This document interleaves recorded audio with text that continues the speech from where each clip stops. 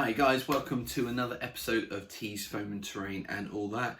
Today it's Tuesday episode, and usually we would be looking at the naval action in the Falklands project. But as you might remember back from last Tuesday's episode, I've actually painted all of the fleet, which, you know, I'm really pleased about. They're looking fantastic.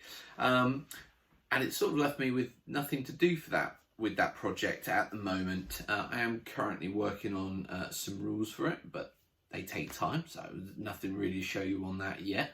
I have ordered some additional ships, so I've ordered I think 5 or 6 more Royal Navy ships, all of which were in the fleet that took part in the campaign in the Falklands. And I've also ordered 6 Argentinian ships, which will make up it will be the fleet, but it will make up sort of the 2 groups that were operating in the area of the Falklands. So that is the General Belgrano and the 2 Type 42 destroyers with it. And then also and I'm going to get the name of this wrong, but there was an aircraft carrier, Argentinian aircraft carrier, and the name escapes me off the top of my head, but it also had an escort, 2 Type 42s.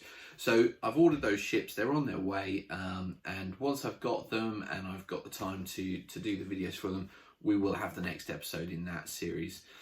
So I thought, today, what are we going to do to fill the gap? Well, I thought, why not? Let's jump back into the Falklands conflict in 10mm, which I did. I did a little terrain piece. Well, it must have been several weeks ago now when I started doing it. I did the little sandbanking placements. Today we're going to jump back in, and we're going to be doing some terrain pieces this time using some of the TimeCast Models resin cast buildings.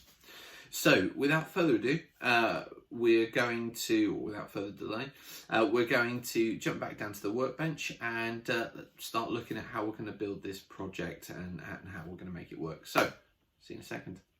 And welcome to the workbench. And firstly, we need to think about what we're going to put the terrain piece on today. So I've got a selection here of the War Bases terrain bases, which are some nice odd shapes, irregular shapes. And I've also quite like their pond bases. So they have lots of different options, and it just means that you could have some fairly irregular bases.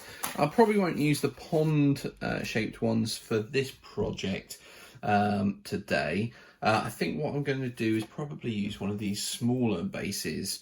I don't think it needs as much space as the big ones will offer, but I think this one will do the job. So that's the base. Now, one of the reasons I use the War Bases terrain bases, and I've only really recently started doing it, is although yes it costs money, for me it's that balance between actually how much I'm spending versus how much time would I need to make bases from scratch.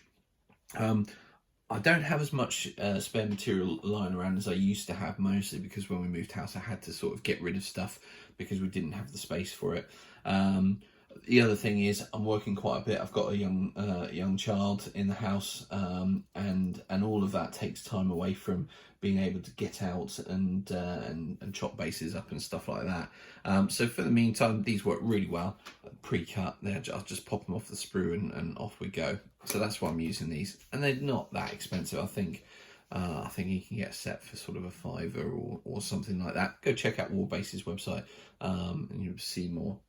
So anyway, that's that.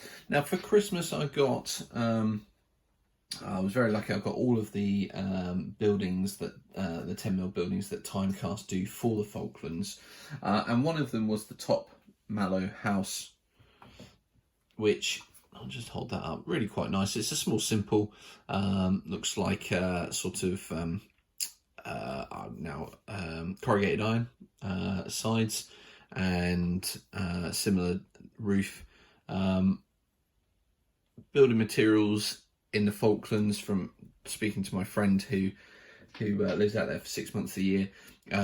Generally speaking, they don't have a lot of wood on the island, very few trees, if any. So most building materials has to be imported, and it's cheaper and simpler to bring in things like corrugated iron. Also, they think about the sort of weather conditions down there as well. They've got to be fairly hard-wearing materials. So this is the house. It's got a little gap for a chimney, which when you order it from TimeCast, they do send the chimneys, so I'll be getting one of those. It's just a metal cast one, really nice actually. So I shall get one of those out, and we'll just go through prepping that. If I can get it out. There we go. Right, so that's that, and that'll just be dropped in there and glued in place. So first thing I did with these TimeCast buildings, have a check round for any edges that just need sanding back a little bit. Sometimes around the edge of the sort of the bottom of it where it's been cast, it's sometimes brittle on the edge. You can see there's a bit of damage there. All right, sometimes a little bit of filler will make that good.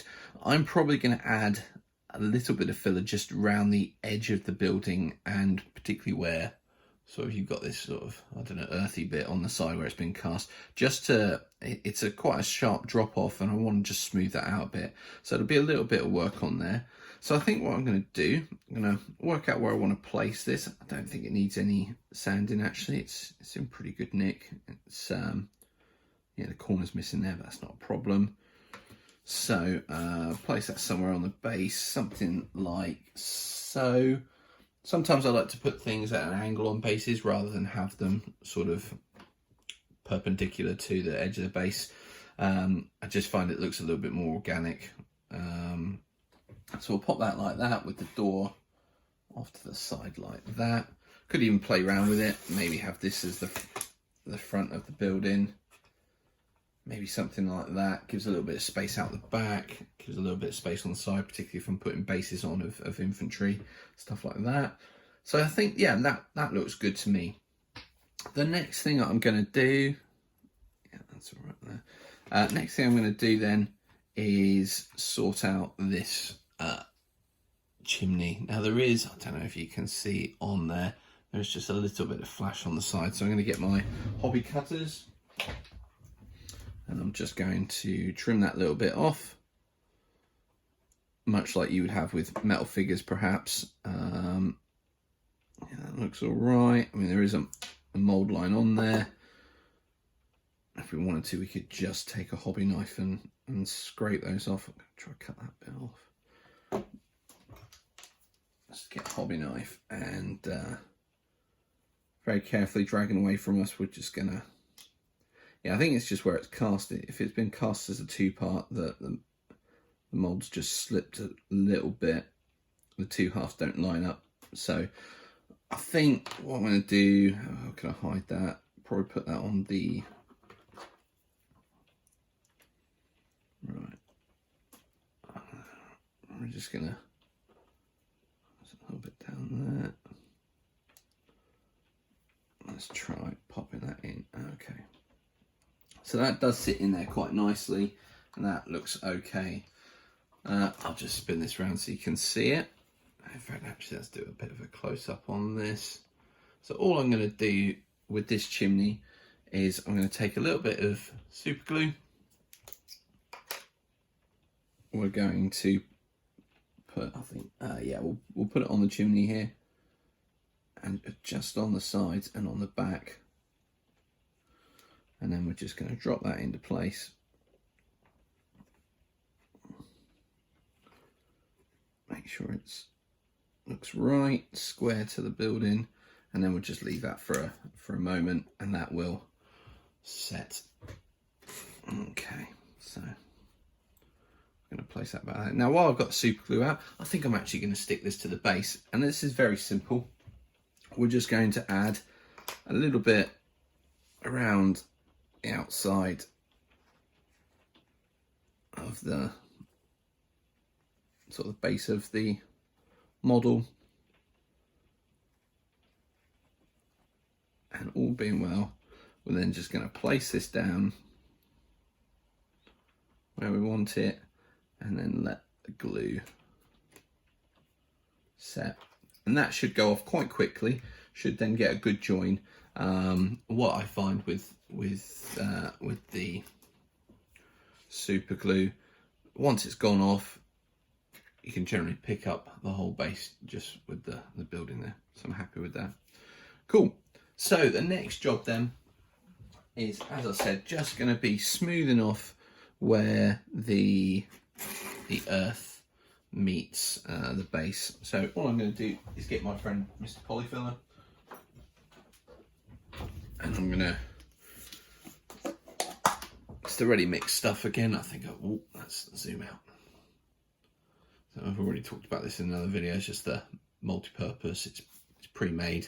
All right, and you can use your finger for this. I have to say I don't really like using my finger. I use a little tool, and I can't find it off the top of my head. It's like a little trowel sort of thing, but what I'll do is I'll use one of these hobby tools. So I'm just going to grab a little bit. We'll just come down and we'll just put it into place. And then what I'm looking to do with this is just to, again, even out so there's not so much of a big drop. Just keep working it in till we get a nice gentle slope off from the model to the base.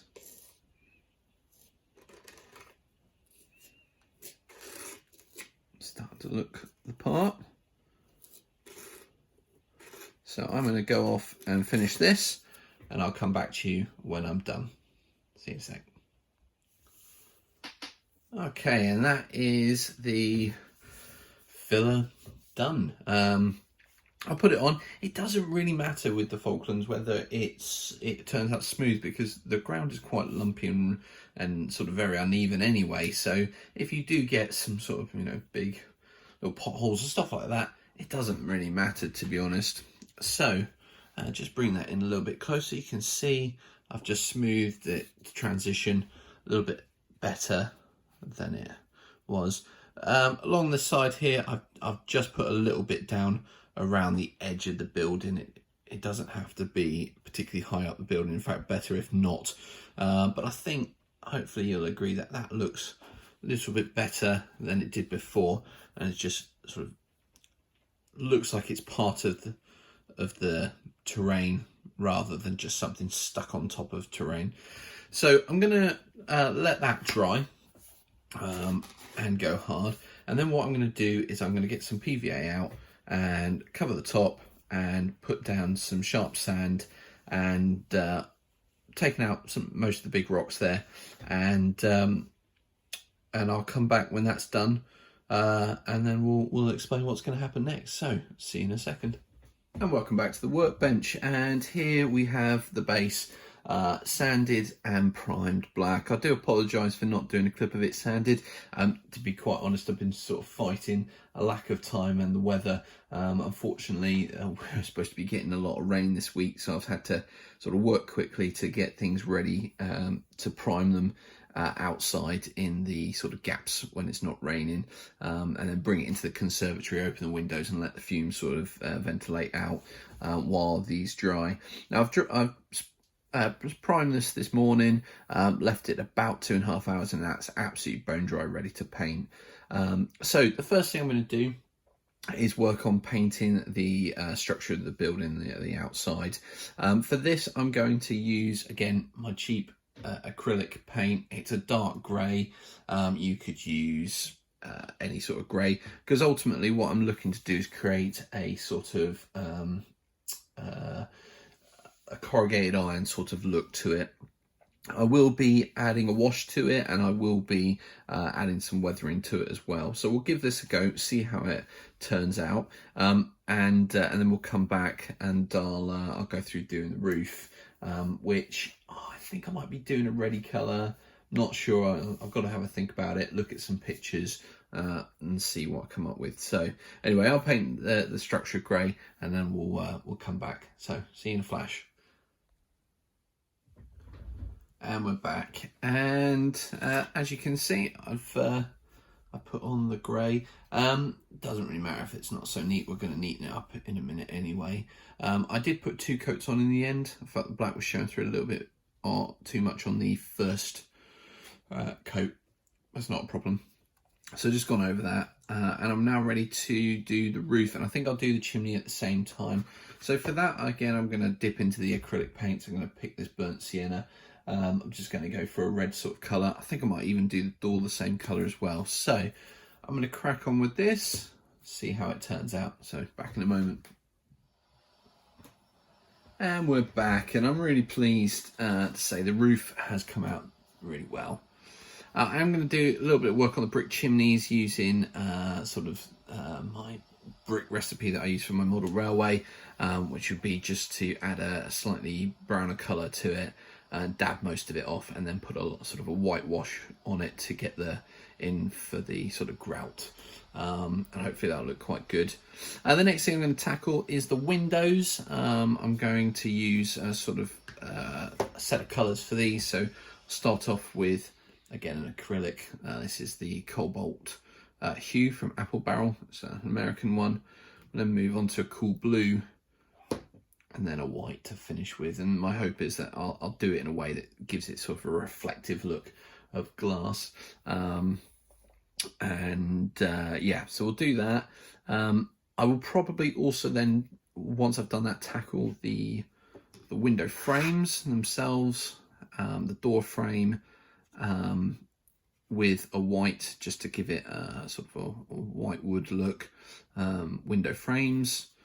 And then we'll come back. I'll have to do the brickwork as well, so I might do that as well while I'm away, painting this off camera. So we'll get that done, and then we'll get on to the washes after that. So I'll get those done, and then we'll be back in a flash. And we're back, and as you can see, hopefully from there, I've done the windows, the frames, and the chimney. So I'm going to be messing it up a bit now. When I say that, I mean, it's a little bit clean. It needs a bit of weathering to it. So I'm going to use some washes. For the windows themselves, I'm going to use a GW Citadel Drakenhof Nightshade. So it's a bit of a blue wash. For the corrugated iron and around the chimney, I'm going to use Nun Oil. And then for the roof and the doors and the window frames, I'm going to use Agrax Earthshade, which is a bit of a brown wash. Okay, so I'll do that, and then we'll come back and we'll look at the ground cover for our final snippet before doing some nice extra fancy bits to it. So back in a moment. And we're back, and as you can see, I've put the washes on, and I think personally it's looking a lot better than before.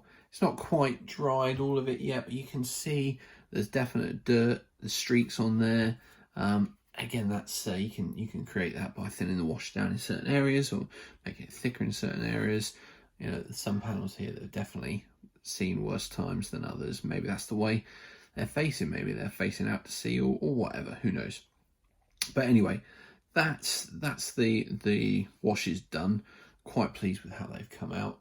The next thing I could do, and I may well do this later off camera, but I could use some weathering powders as well. So because I've got corrugated iron, I'm very tempted to add a little bit of rust with some rust weathering powders. Just a little bit here and there, the odd streak, just to give the idea of the weather, the impact that the weather's had on the building. Likewise, I've also got these Tamiya ones, which are really good, and I might use some of this mud in places as well, just to, you know, just the general dirt, wear and tear, maybe a bit on the roof, who knows. I might play around with that later. But the next thing I'm going to focus on for this is the ground covering. So I've decided to go for this burnt umber colour. Again, it's a cheap acrylic, but I think I'm going to go with that for an all over cover, and then I'm going to do a dry brush. I think I'm going to use this. It's like it's a linen sort of yellowy off white, and kind of go with that, see how that goes. The other option might be to use one of the GW dry brushes. There's one I tend to use, if I can just find it quickly. Of course, I forgot to get it out. I think it's Terminus Stone. Yeah, there we go. Let me just put that on the camera there. So that's a Terminatus Stone. It's purposely there for dry brushing. It's quite good. It's not too dissimilar in colour to this, so I'll have a think about it, see which one I'm going to use. But I'll go away and get that ground cover done, and then I'll be back for final bit before we do the tufts and stuff, and wrap it up. So I'll be back in a moment. Hi guys, and welcome back.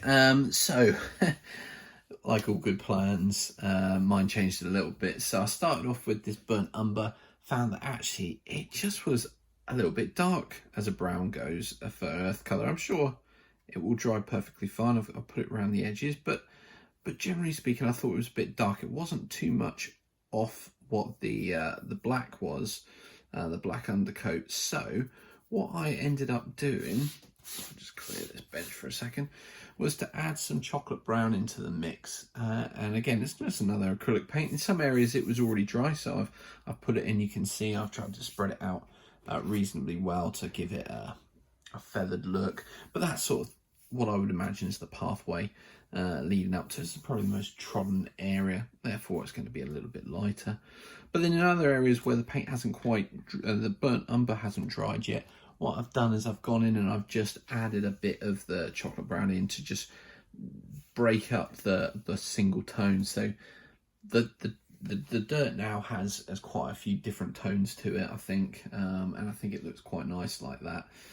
So that's yeah, that's the front, isn't it, like that. So yeah, I quite like it so far. So the next thing to do is to add the dry brush. I haven't decided which one yet. I might just go for the Citadel one, as that's kind of nice and easy to use. I've used it before, but I need to let the base dry, so I'm going to do that. Then I'll put the dry brush on, then we'll come back and then we'll talk final flocks and tufts, and then we'll wrap this whole thing up. So see you in a moment. And welcome back. And don't know how well the camera's going to pick this up, but I actually have used some of the weathering powders, a little bit of dirt streaks, a bit of rust on the sides. You might see that better on that side, a little bit of rust. Just there on the roof, you can see some streaks. Again, that's just the powders, really sort of subtly done, I think. Very little bit on the applicator, put it on in drabs, and I tend to, for this, I've sort of done downward streaks, and then used the brush that is on the other end of the applicator just to really smooth it out and make it very gradual. So onto the ground cover. So what I'm going to start off with is some tufts. I've got some 2mm ones here that I've used on my 10mm figure bases, and I've also got some bigger ones that are for my 20mm figures, but some of the smaller ones will make bigger ones for 10mm. So that's the plan. So I'm going to put those on first, scatter them around, and then I'm going to use some flock that I've got, which I don't know if you can see that particularly well, but it's very much an autumny colour. So that's what I'm going to do. I'll get that done, and then we'll come back and show you the finished item. So see you in a moment. And welcome back to the workbench, and here's the final product. I'm really pleased, to be quite honest, how it's turned out. It looks like it's sort of in the middle of nowhere, which I believe Top Malo House roughly is. It looks like it's sort of set in the Falklands. It's that kind of wild sort of landscape. I think the tufts work really well. The different size tufts work really well. I'll just bring it up. It's actually not particularly easy to see the tall ones from the short ones, and in fact, because I've thrown the flock on quite heavy, in fact in some places the tufts don't even really show up that much. But anyway, I'm really pleased with it. There's a sort of, you can sort of see a faint path going up to the door, which I really like. I like the way that the weather and powders and the paint job have made the house itself pop. So I'm really pleased with that. And considering that maybe took me a couple of hours minus drying time to do, I'm really pleased with it. I think, you know, it's encouraged me to do the rest of them, and I've got quite a few others, because actually they can look really nice, and they can be quite quick to do. So I think next Tuesday we'll do another one in the series. I have got my naval reinforcements. Most of them have arrived. I'm waiting on one more, but I think what we'll do is we'll go ahead and do another 10mm bit of terrain next Tuesday. And yeah, if you're interested, you want to join me for that one, do check out the channel next Tuesday at 1 p.m.